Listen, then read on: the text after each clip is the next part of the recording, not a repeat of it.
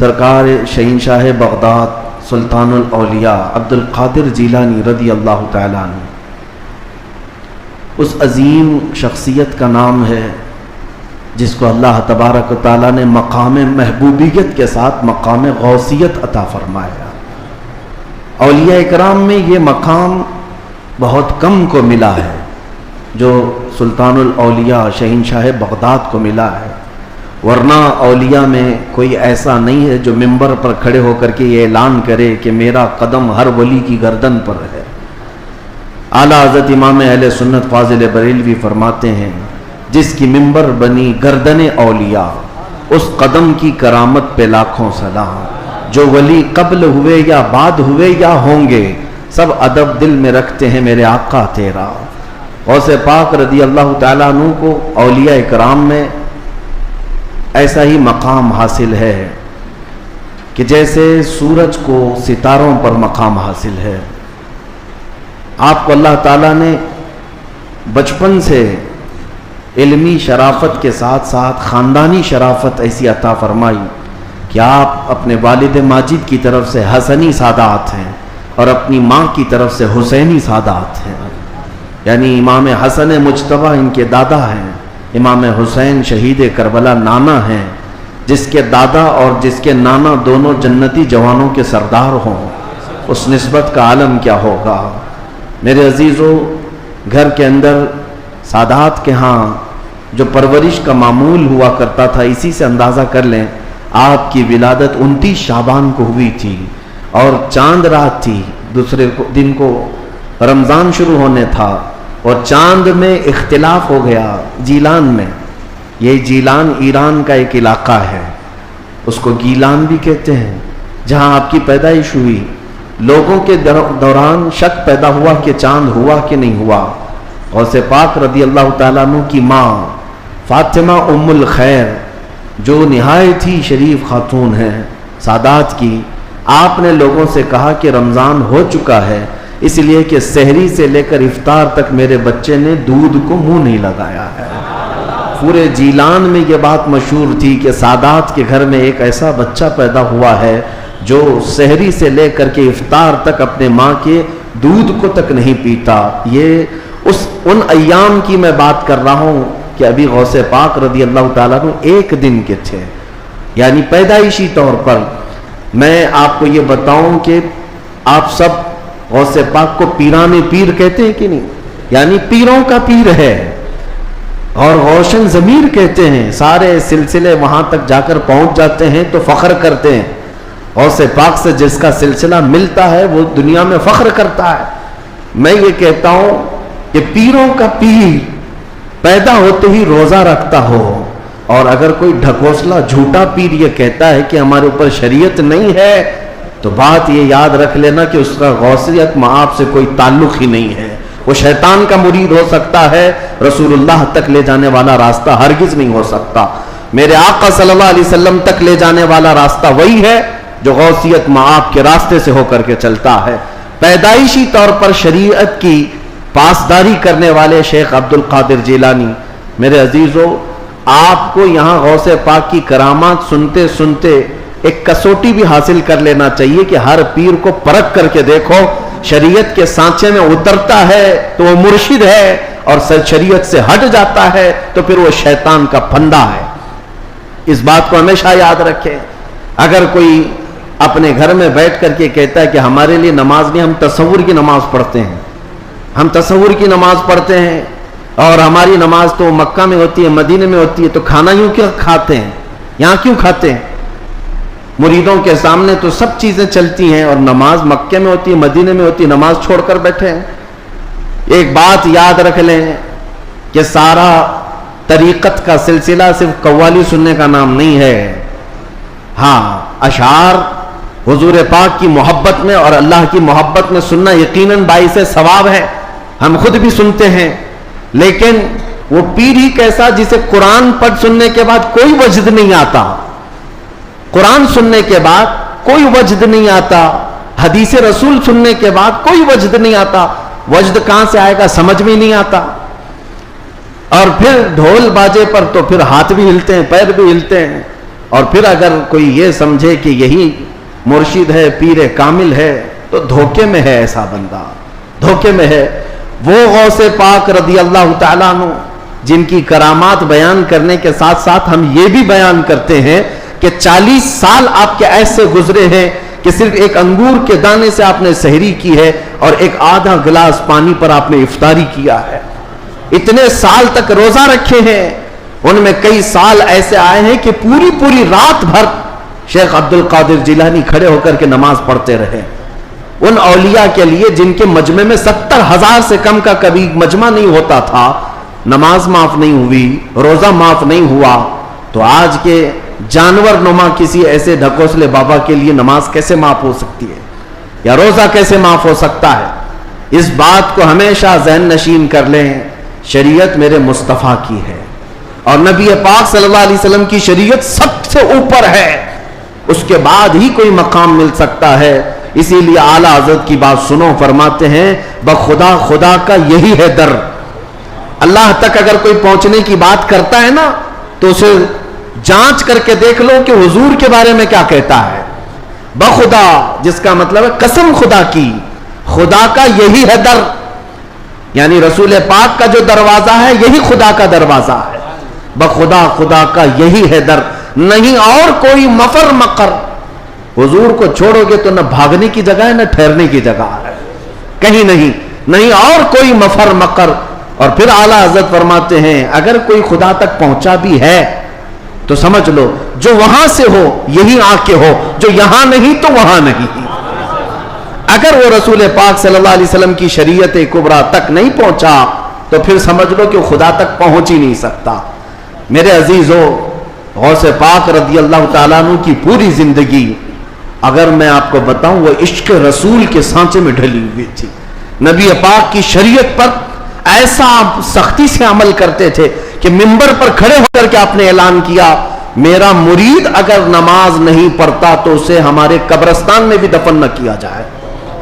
غوث پاک رضی اللہ تعالیٰ عنہ شریعت کے معاملے میں اس قدر سخت تھے۔ پھر میں پوچھنا چاہتا ہوں ان سے بڑا دنیا میں اور کون پیر آیا ہے؟ اگر کوئی اپنے مریدوں کو نماز معاف کرا دیتا ہو، روزے معاف کرا دیتا ہو تو یاد رکھ لینا وہ شیطان کا پھندا ہے جو تمہیں نبی کریم صلی اللہ علیہ وسلم کی شریعت سے دور لے کر جاتا ہے۔ سب سے پہلی چیز ہے میرے مصطفیٰ کی شریعت۔ حضور پاک کے طریقے پر اگر کوئی چلا ہے تو اسے ولایت بھی ملتی ہے۔ اللہ کا ولی حضور کی شریعت پر گامزن ہو کر کے ہی چلتا ہے۔ کچھ مجذوب اولیاء ایسے ہیں جن کی عقل فنا ہو جاتی ہے تب ان کے اوپر سے شریعت کا قلم اٹھا لیا جاتا ہے، وہ مستثنا ہیں، وہ الگ ہیں۔ لیکن جتنے اولیاء آئے سب کا رسول پاک صلی اللہ علیہ وسلم کے دربار میں ایسا وسیلہ ہے، ان کی ایسی پہنچ ہے کہ اس کے بعد ہی انہیں ولایت کی منزل ملتی ہے۔ میں ایک بات بتاتا ہوں آپ کو، غوث پاک رضی اللہ تعالیٰ عنہ کے مقام کے متعلق محبوب الہی کا نام سنا ہوگا۔ دلی کے شہنشاہ، دو اولیاء کو محبوب کا نام دیا گیا ہے۔ محبوب، ایک غوث پاک کو محبوب سبحانی اور حضرت نظام الدین اولیاء کو محبوب الہی۔ محبوب اسے کہتے ہیں جس سے اللہ محبت کرتا ہو۔ سارے اللہ سے محبت کرتے ہیں اور کچھ وہ ہیں جن سے اللہ محبت کرتا ہے، وہ محبوب ہیں۔ محبوب الہی کا درجہ بڑا ہے۔ ان کے بڑے گہرے مرید ایسے فنافی شیخ امیر خسرو کا جب بھی نام آتا ہے تو ایک پیر اور مرید کے درمیان کا گہرا تعلق بتایا جا سکتا ہے۔ لوگوں کو پڑھنا چاہیے، کس کو مرشد سمجھا جائے طریقت کے راستے میں اور کون پیر ہوتا ہے۔ امیر خسرو کو پڑھیں تو سمجھ میں آ جائے گی بات۔ امیر خسرو ایک بار پانی پت گئے ہوئے تھے۔ پانی پت میں اس وقت بو علی شاہ قلندر رحمت اللہ تعالی علیہ موجود تھے۔ یہ محبوب الہی کے ہم زمانہ ہیں، اسی زمانے کے۔ ان کی کرامات کا حال بھی بہت بڑا تھا۔ امیر خسرو ان کی محفل میں بیٹھے، جمعرات کو ایک بار ان کے ہاں محفل ہوتی تھی بو علی شاہ قلندر کے ہاں۔ اور محفل میں ہوتا کیا تھا، جب ذکر کی محفل ہوتی اس کے بعد جتنے حاضرین ہوتے بو علی شاہ قلندر سب سے کہتے اپنی اپنی آنکھیں بند کر لو۔ لوگ اپنی اپنی آنکھیں بند کرتے، وہ سیدھے رسول اللہ کا دیدار کراتے تھے۔ نبی پاک صلی اللہ علیہ وسلم سامنے بیٹھے ہوئے ہوتے اور ابو علی شاہ قلندر ان کے سامنے ہوا کرتے حضور کے. یہ ہر جمعرات کو ابو علی شاہ قلندر کی محفل میں ہوتا تھا. امیر خسرو مرید تھے محبوب الہی کے اور گئے تھے ابو علی شاہ قلندر کی محفل میں, اور جب دیدار کرائے تو امیر خسرو بھی خوش ہوئے کہ رسول پاک صلی اللہ علیہ وسلم کا دیدار ہوا مجلس میں. لیکن بات اتنی ہوئی, آنکھیں کھولنے کے بعد ابو علی شاہ قلندر امیر خسرو کو یوں کہتے ہیں, خسرو میں تو رسول اللہ کی مجلس میں تجھے لے گیا, تیرا پیر تو وہاں کہیں نظر نہیں آیا, تیرا پیر وہاں پر نظر تو نہیں آیا. امیر خسرو کو یہ بات لگ گئی, میں میرا مرشد میرے پیر کا مقام بلند سمجھتا ہوں, لیکن حقیقی بات ہے کہ حضور کے دربار میں جب میں تصور میں حاضری دیا, محبوب یہ ابو علی شاہ قلندر بھی تھے اور بھی اولیاء تھے, لیکن میرے پیر تو نظر نہیں آئے. وہ غمگین حالت میں اپنے پیر کے پاس آئے, اپنے مرشد کے پاس. محبوب الہی سے کہتے ہیں آج میں محفل میں گیا اور انہوں نے فارسی ایک کلام لکھایا ہے, شب جائے کہ من بودم, بہت مشہور کلام ہے امیر خسرو کا. اس واقعے کے بعد انہوں نے لکھا تھا. پہلے پورا واقعہ کیا ہوا وہ میں بتاتا ہوں. محبوب الہی کے پاس روتے ہوئے کھڑے تھے. ابو علی شاہ قلندر نے رسول اللہ کا دیدار کرایا, لیکن ساتھ میں انہوں نے مجھے تانا مارا کہ تمہارا پیر تو محفل میں نظر نہیں آیا. محبوب الہی نے کہا کہ پھر سے جاؤ محفل میں, پھر سے جاؤ محفل میں, ابو علی شاہ قلندر کے دیدار ہو رہا ہے اور اچھی بات ہے. کہا آپ نہیں ہیں اس محفل میں کیسے جاؤں. محبوب الہی نے تھپک کر کہا خسرو ابو علی شاہ قلندر سے مت پوچھنا, جب وہ دیدار کرائیں رسول اللہ کا تو خود رسول اللہ سے پوچھنا میرا پیر کہاں. اولیاء بہت سارے بیٹھے ہیں, محبوب الہی کہاں ہیں. تو میر خسرو گئے. اب کی بار جو محفل سجی اور جب آنکھ بند کرنے کا حکم ہوا, امیر خسرو نے آنکھ بند کی, دیدار ہوا میرے مصطفیٰ کا. اولیاء اکرام کی مجلس تھی. خسرو کہتے ہیں میں آگے بڑھا, نبی کونین صلی اللہ تعالی علیہ وسلم کے دربار میں دست بستہ عرض کیا یا رسول اللہ اولیاء کی محفل ہے, یہاں پر میرے مرشد نظام الدین اولیاء نظر نہیں آتے. نبی پاک نے فرمایا ایک منزل اوپر چڑھ جا, ایک منزل اوپر چڑھ جا. امیر خسرو کہتے ہیں میں ایک منزل اوپر گیا تو دیکھا ایک بہت بڑا دالان ہے, صحن ہے, وہاں بھی رسول اللہ جلوہ فرما ہے, مسند نشی ہے, وہاں دیگر اولیاء اکرام ہیں اور دیگر اولیاء, لیکن وہاں بھی میرے مرشد نظر نہیں آئے. میں پھر پوچھا میرے مصطفیٰ سے آقا یہاں پر بھی نہیں ہے. حضور نے فرمایا ایک اور منزل چڑھ جا. خسرو کہتے ہیں میں تیسری منزل پر آیا, وہاں بھی حضور بیٹھے تھے, لیکن اولیاء کی محفل میں میرے پیر نظر نہیں آئے. پھر پوچھا, حضور نے ایک اور منزل چڑھائی, یہاں تک کہ 7 منزلیں چڑھ لی. امیر خسرو کہتے ہیں اب اوپر جیسے جیسے جاتا تھا مجمع کم ہوتا جاتا تھا, تھوڑے تھوڑے سے رہ جاتے تھے. 6ٹھی منزل پر آیا, جب بھی میں اپنے مرشد کو نہیں پایا پریشان ہو کر پوچھا تو کہا ایک اور منزل چڑھ جا. اوپر گیا تو وہاں مصطفیٰ کریم صلی اللہ علیہ وسلم مسند نشین ہیں. مسند نشین ہیں, بس 3 لوگ بیٹھے ہوئے ہیں, دائیں ایک بزرگ ہیں, بائیں ایک بزرگ ہیں, اور بالکل سامنے محبوب الہی بیٹھے ہوئے ہیں. امیر خسرو کہتے جیسے ہی مجھے اپنے پیر کا چہرہ نظر آیا میں نے آنکھیں کھول دی, رقص کنا ہو گئے. جو فنا فی شیخ تھے پھر انہوں نے کلام لکھا شب جائے کہ من بودم. وہ رات کیسی تھی جس میں میں تھا اور خود رسول اللہ مجلس کے میر تھے, مجلس کے شمع میرے مصطفیٰ تھے. گنگناتے ہوئے اپنے مرشد کے پاس آئے.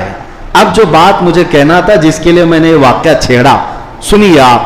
میں نے یہ واقعہ محبوب الہی کا کیوں بتایا.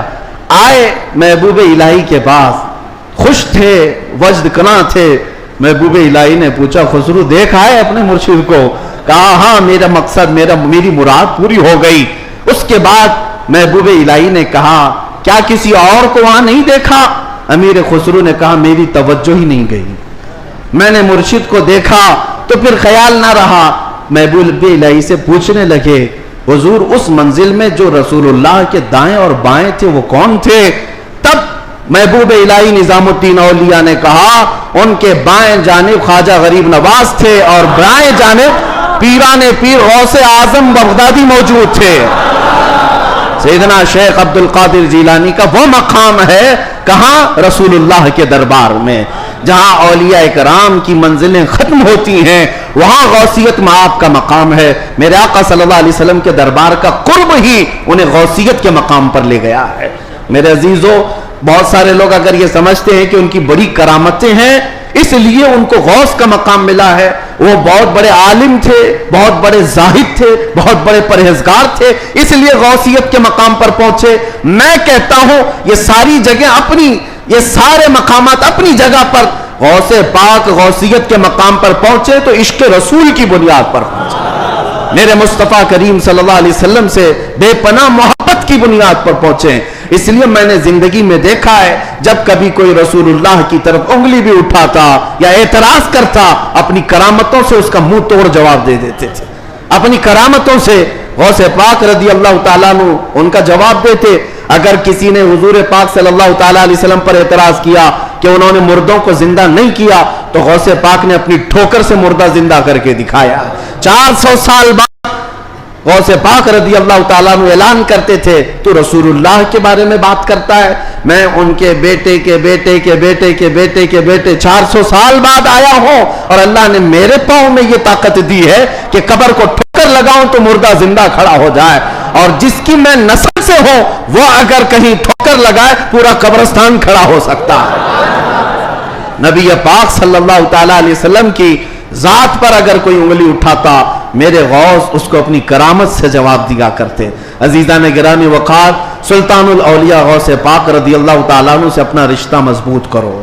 اپنے اپنے نسبتوں میں قادری پٹا ضرور رہے، قادری نسبت ضرور رہے، اس لیے کہ یہ نسبت ہی ایسی ہے جس پر پوری دنیا فخر کرتی ہے. قیامت میں منادی دے گا یہ ندا قادریوں کو، کہاں ہے قادری کر لے نظارہ غوث اعظم کا. میری علاج کس کے ہاتھ ہے؟ بغداد والے کے. مصیبت ٹال دینا کام کس کا؟ غوث اعظم کا. اسی لیے میرے عزیزو، ہم نے غوث پاک رضی اللہ تعالیٰ عنہ کی زندگی پاک میں دیکھا ہے اللہ تعالیٰ نے ان کو تصرف دیا تھا، وہ طاقت عطا کی تھی کہ وہ اللہ کریم کی بارگاہ میں ایسی مقبولیت کے مقام پر تھے کہ خلاف عادت کام ان سے صادر ہوئے. خلاف عادت کام جب اولیاء سے ہوتے ہیں اسی کو کرامت کہتے ہیں. بعض لوگ ابھی عقل کے گھوڑے دوڑاتے اور کہتے ہیں ایسا کیسے ہو سکتا ہے، یہ سب تو مولانا لوگوں کی پھکائی ہے، یہ جملے بازی ہے. ان کو قرآن پاک سے اگر تعلق ہو تو میں بتاؤں. اب میں ایک بات آپ سے بتاتا ہوں، غوث پاک کی ایک کرامت جس پر ابھی میں چند دن پہلے سن رہا تھا. کوئی بیچارہ جس کی عقل پر فالج کا اثر ہوا ہے. یہ وہ لوگ ہیں جن کو میرے مصطفیٰ کریم صلی اللہ تعالیٰ علیہ وسلم سے بغض ہے، عداوت ہے، اور دوسرے راستے پر چل پڑے اور اولیاء کرام کو چن چن کر کے نشانہ بناتے ہیں. جن کا تعلق نجد سے ہے، وہابیت سے ہے، سلفیت نام رکھتے ہیں. بہرحال لیکن سوال کرنے والے نے ایک سوال کیا، ارے مولانا آپ سناتے ہیں کہ غوث پاک تو 12 سال کی ڈوبی ہوئی کشتی کو باہر لے آئے، یہ تو خدا کے بھی کام نہیں ہے، اللہ کے بھی کام نہیں، اس سے بڑھ کر کے آپ نے غوث پاک کو بتا دیا. میرے عزیزوں، میں آپ کو بتاتا ہوں بات ہوئی کیا تھی. دریا کے کنارے سے آپ کا گزر ہو رہا تھا، ایک بوڑھی عورت کو روتے ہوئے دیکھا. مرید سے پوچھا پوچھو اس کو کیا بات ہے، کیوں روتی؟ معلوم کیا تو پتا چلا کہ اس خاتون کا اکلوتا بیٹا تھا، بڑے نازوں سے پالا تھا. اس عورت نے شادی کی، برات آ رہی تھی اور کشتی جو ہے دریا میں غرق ہو گئی، ڈوب گئی، باہر نہ آ سکی. مشہور کرامت ہے غوث پاک کی. وہ ڈوب گئی اور اس بوڑھی عورت کا دل تو ماں کا ہے، بیٹے کے یاد میں روز آتی ہے، روتی ہے اور شام واپس چلی جاتی ہے، روز روتی ہے. غوث پاک رضی اللہ تعالیٰ عنہ کو اس پر رحم آیا. اللہ کریم کی بارگاہ میں سفارش کی، اے رب کریم تو نیست سے ہست کرنے والا، تو پانی کے قطرے سے پورا انسان بنانے والا، تو راکھ کے ڈھیر کو بھی اگر چاہے تو زندہ انسان کھڑا کر دے. مولا قادر مطلق ہے، اس خاتون پر رحم فرما اور اس کا بیٹا واپس لوٹا دے. غوث پاک کی دعا چل رہی تھی. تھوڑی دیر دیکھنے کے بعد دریا میں ایک بھونچال سا، طوفان سا آیا. پانی کے اندر ایک عجیب سی سرسراہٹ ہوئی. تھوڑی دیر کے بعد دیکھا تو ایک کشتی برآمد ہوئی.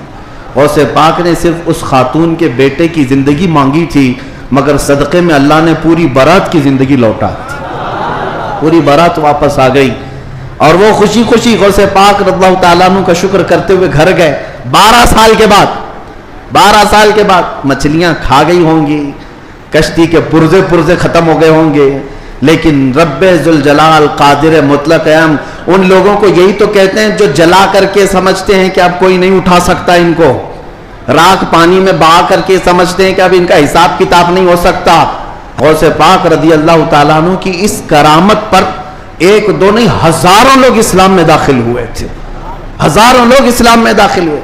اب جو صاحب ہیں انہوں نے کہا کہ ایسا کیسے ہو سکتا ہے، ایسا کیسے ہو سکتا ہے؟ ہر جگہ اگر تم عقل کے گھوڑے دوڑاؤ گے تو یہی سوال کرو گے ایسا کیسے ہو سکتا ہے۔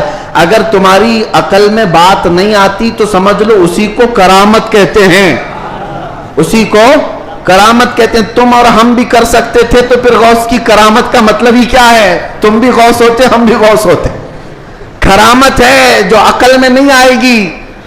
اور قرآن سے اگر دلیل مانگتے ہو، سنو، سلیمان علیہ السلام نے اپنے دربار میں ایک بار اعلان کیا تھا، کون ہے جو سبا بلقیس کا تخت یہاں پر لے آئے گا؟ سلیمان علیہ السلام فلسطین میں بیٹھے ہوئے ہیں اور سبا بلقیس کا تخت یمن میں ہے۔ یمن اور فلسطین میں 1000 کلومیٹر سے زیادہ کا فاصلہ ہے۔ ایک جن کھڑا ہوا، کہا اللہ کے نبی میں لے آتا ہوں۔ پوچھا کتنی دیر میں؟ کہا میں آپ کی مجلس ختم ہونے سے پہلے وہ لے کر آ جاؤں گا۔ جنات کی طاقت پر یقین رکھنے والے، جنات کو حاصل کرنے کے لیے عملیات کرنے والے، سنو قرآن کیا کہتا ہے۔ سلیمان علیہ السلام نے کہا بہت دیر ہو جائے گی، مجلس ختم ہونے تک تم لاؤ گے، مجلس ختم ہونے تک۔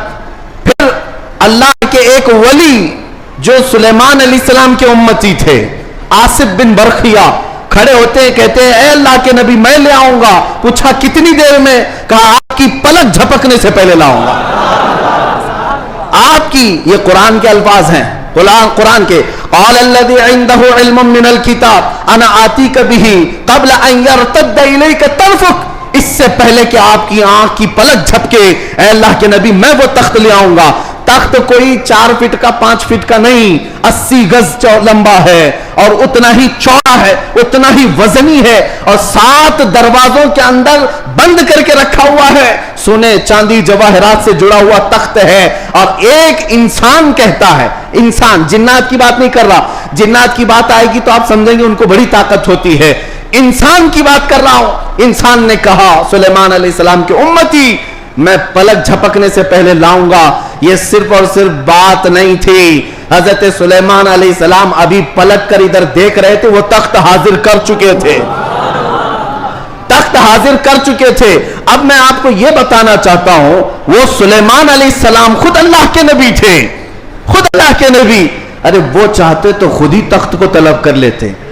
اس قرآن کے واقعے کا مطلب مجھے یہ سمجھ میں آتا ہے، اللہ کے نبی نے دنیا کو یہ بتانا چاہا جو نبی کے قدموں میں بیٹھتا اس کی طاقت کا یہ ہے، نبی کی طاقت تو بہت دور، اور یہ بھی بنی اسرائیل کے نبی، بنی اسرائیل کے نبی سلیمان علیہ السلام، ان کے امتی کی طاقت کا حال یہ ہے، تو پھر سید الانبیاء محمد رسول اللہ اور ان کی امت کے عام اولیاء کی بات نہیں کر رہا ہوں، شیخ عبد القادر جیلانی جن کا قدم ولی کی گردن پر ہے، وہ 12 سال کی کشتی واپس لے آئے تو تعجب کی بات نہیں، بلکہ ہم سمجھتے ہیں قرآن اس کرامت کو بالکل عینی طور پر بیان کر رہا ہے۔ عزیزان گرامی، میں دنیا کی یا دنیا کے نقش قدم پر چلنے والے، ہر چیز کو تھیوری اور پریکٹیکل پر آزمانے والے اور سائنس کی دنیا میں چلنے والے، ان کو کہتا ہوں آئنسٹائن نے کہا ہے۔ آئنسٹائن کا نام تو بہت لوگوں کو اچھی طرح سے یاد ہوگا، اس کی تسبیح بھی پڑھتے ہوں گے، الحمدللہ ہم غوث پاک کی تسبیح پڑھتے ہیں۔ اب اسی آئنسٹائن کی بات کر رہا ہوں جس نے یہ کہا ہے کہ میں نے کائنات کو دیکھنے کی کوشش کی، سنو، کائنات کو دیکھنے کی کوشش کی اور چاند تک اور سورج تک اور بہت سارے مقامات تک دیکھنے کی رسائی حاصل کر لیا، اور اس نے کہا کائنات کا جو کنارہ، ایک کنارہ میں نے دیکھا، اس کے لیے وہ کہتا ہے 2 کروڑ نوری سال لگ جائیں گے۔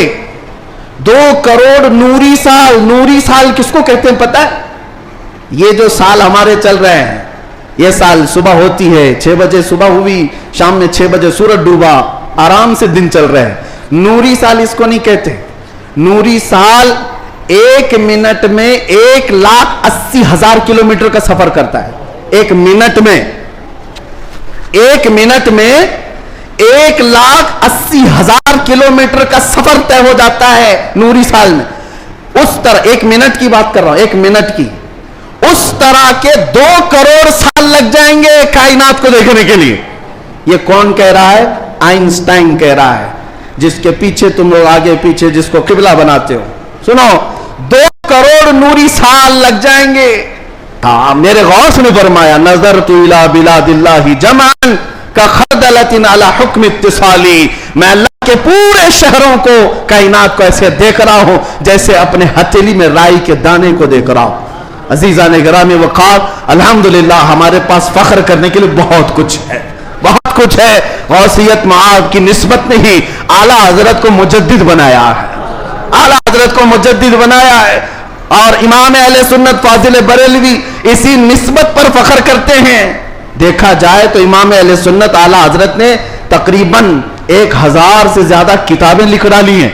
55 علوم پر اللہ نے مہارت تام عطا کی ہے، اور بہت سارے شاگردوں کی کھیت تیار کی ہے. امت پر ایک بہت بڑا امتیوں پر احسان ہے.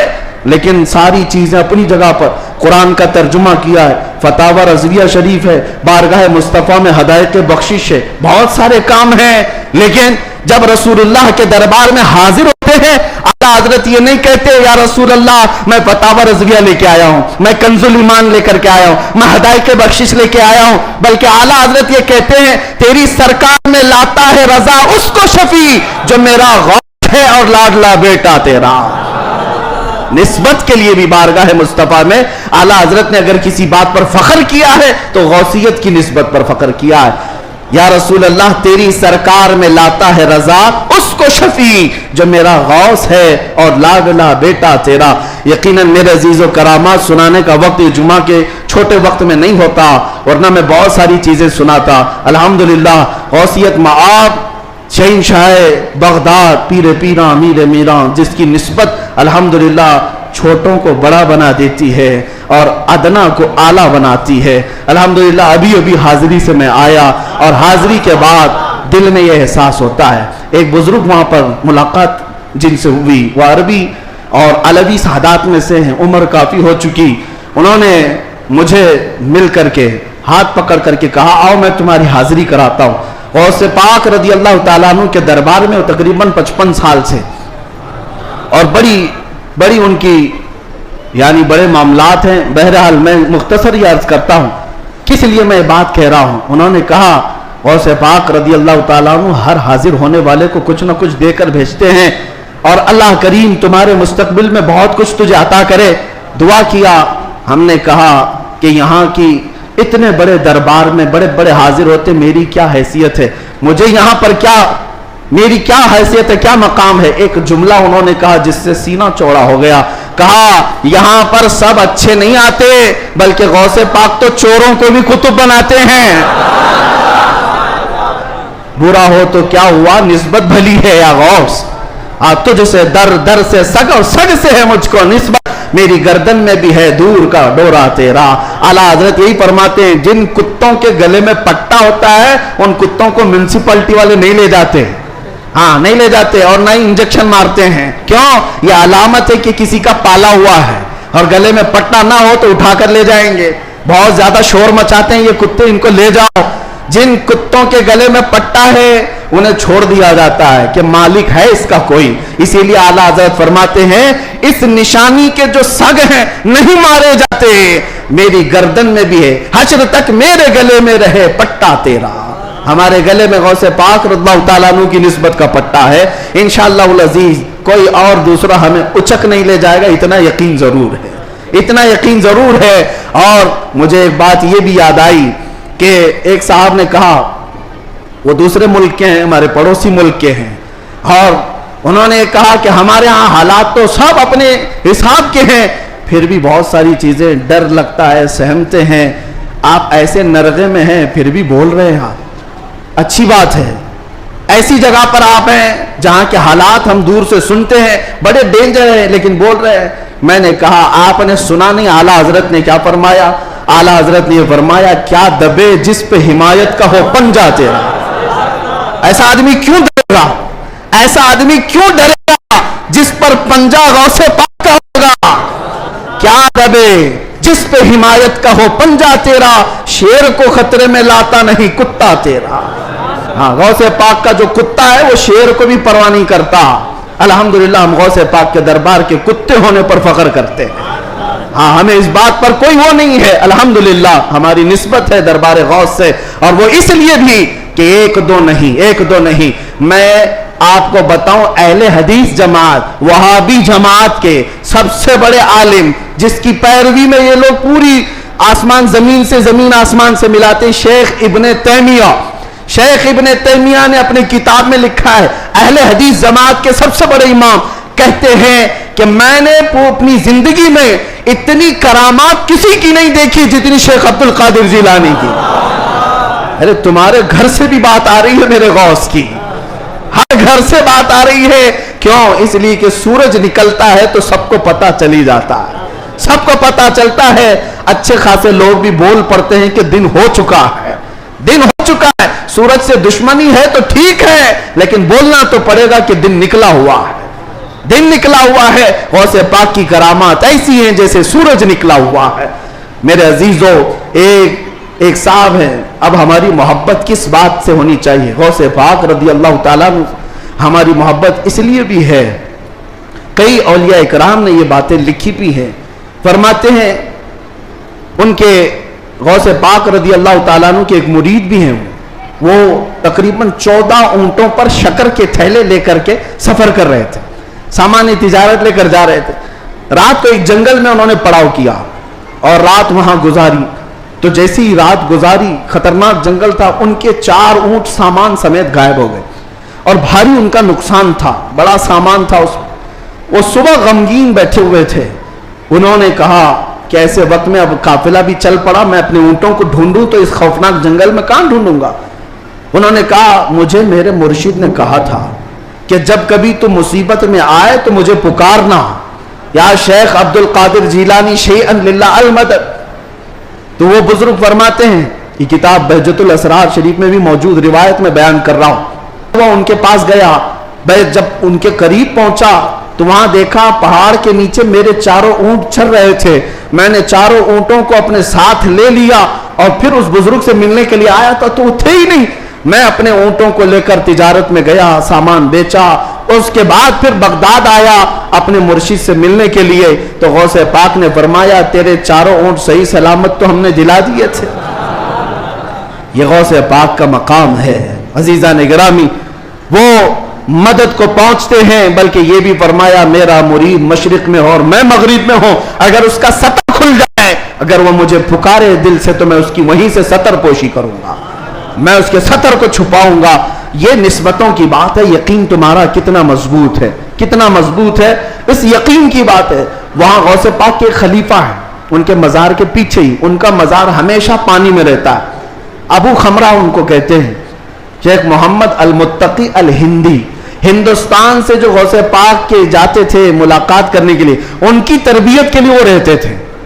ان کی ایک روایت ہے، ہند سے کچھ لوگ کہتے غوث پاک سے مل کر کے وہ واپس آ رہے تھے کشتی میں آ رہے تھے، تو سمندر میں بیچ سمندر میں پہنچی تو کشتی پھٹ گئی، پانی اندر آنے لگا اور ڈوبنے کے قریب آ گئی۔ یہ چیخنے لگے، پکارنے لگے، اور اسی وقت وہ تارے مرید کہتے ہند سے جو گئے ہوئے تھے، کہتے ہیں اچانک ہماری کشتی میں ایک کر ادا کرتے ہیں، اچانک وہ بزرگ جو آئے تھے، ہم نے پوچھا کہ آپ ہمارے ساتھ سفر میں ہیں یا کون ہے؟ انہوں نے چادر ہٹائی تو سیدنا شیخ عبد القادر جیلانی تھے۔ فرمایا تم میرے مرید ہو، مجھے پکارا، اللہ تعالیٰ نے مجھے بھیجا، میں تمہاری مدد کے لیے آیا۔ عزیزہ نگرامی، ایک دو نہیں، بہت ساری کرامات کتابوں میں روایتاً لکھی ہوئی ہیں، اور ایک دو نہیں، کئی تواتر کے ساتھ یہ روایتیں موجود ہیں۔ اس لیے بارگاہ غوثیت مآب میں ہم اتنا ہی کہتے ہیں جو اعلیٰ حضرت نے کہا تھا، اے غوث سر بھلا کیا کوئی جانے کہ ہے کیسا تیرا، اولیاء ملتے ہیں آنکھیں وہ ہے تلوہ تیرا، سارے اقطاب جہاں کرتے ہیں کعبے کا طواف، کعبہ کرتا ہے طواف در والا تیرا، کیا مرتبہ اے غوث ہے بالا تیرا، اونچے اونچوں کے سروں سے قدم آلہ تیرا۔ اللہ کریم اسی نسبت پر زندہ رکھے اور اسی نسبت پر ہمارا خاتمہ عطا فرمائے۔ اسی لیے میں وہی دعا کرتا ہوں جو جمیل قادری رضوی نے کیا تھا، اعلیٰ حضرت کے مرید، سچے مرید، انہوں نے کہا تھا عزیزو کر چکو تیار جب میرے جنازے کو، عزیزو چکو تیار جب میرے جنازے کو، کفن پر لکھ دینا نام والا غوث اعظم کا۔ وآخر دعوانا الحمدللہ رب العالمین۔